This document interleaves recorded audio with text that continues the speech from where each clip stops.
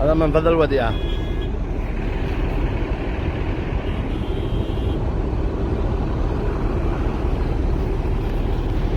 منفذ حق اليمني والمنفذ السعودي ذاك بعده، ولا سيارات الزحمة والباصات مدالها.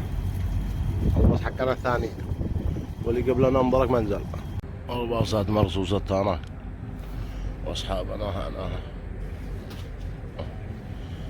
ما يفعلوها فوق الاولي.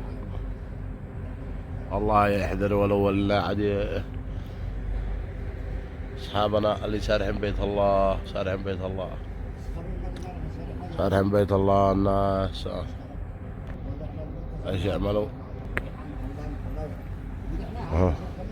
في حماء زوبة، الحماء زوبة هنا محمد العيدني.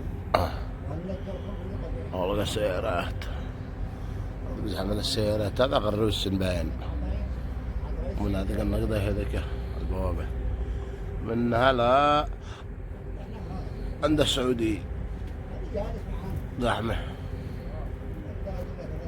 هذا المنفذ السعودي، هذا المنفذ السعودي.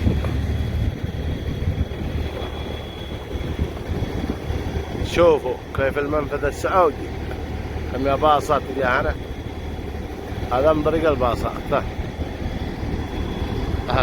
هذا الباص حقنا هنا. وهناك شوفوا هناك السيارات لا هناك. انا بخرج دحين الجنب الثاني اوريكم السيارات.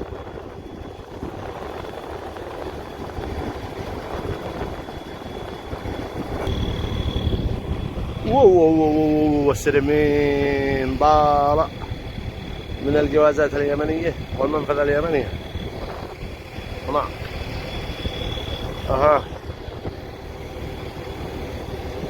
شوفوا المنفذ السعودي ولا بين السيارة، ولكن هكذا متعاملين مع اليمن. رحمة الله عليها دولة اللي لا لها قيمة عند الدول الأخرى ولا لها قيمة. فالأردن منعوا 4 باصات في الأردن السعودي، وقطعت العلاقة معها، وقطعت العلاقة الدبلوماسية، وقطعت كل شيء، وبعدين يرجعوا يبزوهم ويجوا يتراجعوا.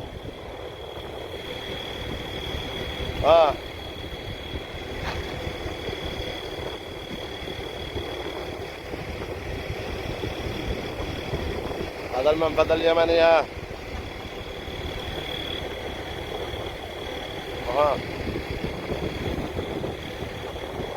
عاد العبر بين باصات اكثر من كم اقول لك، في 200 باص في العبر. حول لهم من 4-5 ايام امانه.